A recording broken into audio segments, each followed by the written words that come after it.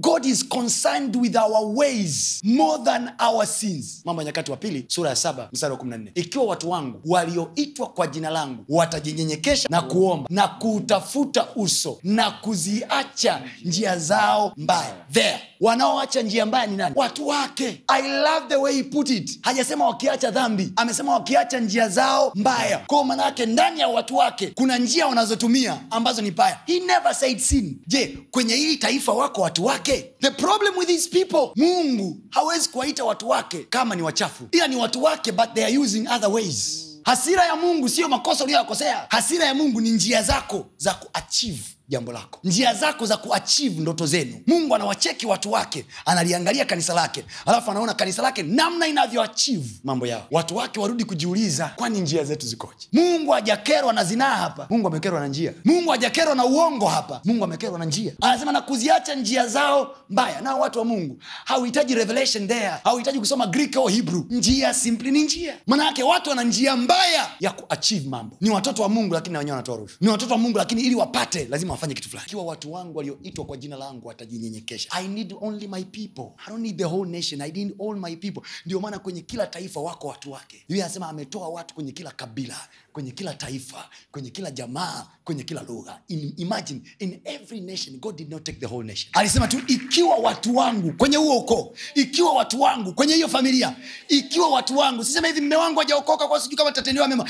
Je, kwenye hiyo ndoa yuko mtu wake? Mungu alichodemand kwa watu wake, anasema wajinyenyekeshe na kuomba na kutafuta uso wangu. Alafu anasema mimi nitasikia kutoka mbinguni. The first thing akisikia, anasema nitakuja kuiponya nchi. Sio kuponya mtu, nchi. Hakuna nchi inayoponywa kama haiumwi. Anaiponya kwa sababu imeumia. Nchi iliyoumia haiongezei maumivu ili ipone. Nchi iliyoumia inatafutiwa watu wake. Ikiwa watu wangu, hapo Kenya kuna watu wake, hapa Tanzania kuna watu wake, watajinyenyekesha na kuomba na kutafuta uso, anasema mimi Mungu nitasikia. Na kuna mahali pagumu sana ambapo watu wake wameingia. Kwenye kitabu cha Mambo ya Nyakati wa Pili sura ya 7, mlolongo wa ule mstari wa 14, ukiusikiliza kuna mahali watu wake wana faults. Na anasema if I am okay with my people, the land is safe. So Mungu hahitaji Tanzania nzima iwe salama, anahitaji watu wake wawe clean. Hivi vitu vitatu watu wake wanafanya. Watu wanaomba, watu uso wa Mungu wanautafuta, watu kunyenyekevu walokole wa nchi hii wamenyenyekea. Kitu pekee ambacho watu wa nchi hii, watu wake, halijaandikwa kwa bahati mbaya neno. Njia. Wako kanisani, wanaomba, wananyenyekea, wanamtafuta Mungu. Alafu waulize wamepataje kazi. Njia yao ya kufikia malengo yao, njia yao ya kupata kazi, njia yao ya kupata maisha, Mungu anasema hivi, njia zao ni mbaya. Hata njia zao za kumfikia Mungu, wale watu ambao mimi nitapata tu hata iweje, kwa njia yoyote. Umeshasikia watu wasema hivi, kwa njia yoyote ile. Manake even if it's not godly. See, I'm glad Biblia anasema Yesu anakuja anajitambulisha, anasema mimi ndimi njia. You see, kama hakukuwa na umuhimu wa njia, Mungu shida yake sio hatima. Mungu shida yake sio mwisho wa safari. Mungu anasumbuka na njia uliofikia kufikia mwisho. Ndio maana ukiona habari hata ya hatima, anazungumza ziko hatima mbili. Anasema kuna njia inayoelekea uzimani na kuna njia inayoelekea upotevuni. Hajasema kuzimu, amesema upotevuni. He never spoke about uzima, he never spoke about upotevu. He concentrated on the njia. Alikaa kwenye njia. God is saying, I have my way, embrace my way. Kazi yetu ni kureinforce Mungu your way. We want your way. Tunaitaka njia yako. Njia ya Mungu, it can take just 24 hours and everything ikawa by surprise. Ilimtosha Mungu siku moja tu kubadilisha tocha ya miaka 400.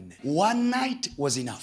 One angel. He didn't send angels, he sent one angel. Who are you calling? Tofauti tulionao kwenye nchi yetu, tofauti wa kiimani, utofauti wa kimila, utofauti wa kidesturi, utofauti wa kiitikadi, hautakiwi kumlimit Mungu. Mungu atafuti taifa zima. Kwa hiyo usiseme Tanzania tunatofautiana itikadi. Wenye itikadi wabaki na itikadi, wenye imani wabaki na imani, wenye desturi wabaki na desturi, kila mwenye dini yake abaki na dini yake. But Mungu anasema natafuta mtu mmoja. Kama hilo taifa litanipa mtu huyu mmoja atakayeomba. Anasema aje mahali pengine, anasema hivi, mtumaini Bwana katika nini? Mambo yako yote, wala usizitegemee akili zako, naye atayanyoosha mapito yako. Kwa mwenye kunyoosha mapito sio wewe, yeye anatakiwa uhusike kunyoosha mapito yako. God is troubled by our ways more than the destiny. Biblia inasema hivi, kulikuwa kuna uwezekano wa hawa watu kufika nchi ya Israeli mapema, nchi ya ahadi walipotoka Misri. Biblia inasema Mungu hakuwapitisha njia ile waliopaswa wapite mapema. Biblia inasema kwa sababu alijua wataona vita alafu watakimbia. Kwa maana yake kuna namna tukiwa tu kwenye makimbizano ya kufikia hatima zetu, kuna vita tunaziona tunaona, and then we change ways. Tunabadilisha namna zetu, tunabadilisha namna ya Mungu. Kuna watu tulianza kumwamini Mungu, lakini tulipouona ugumu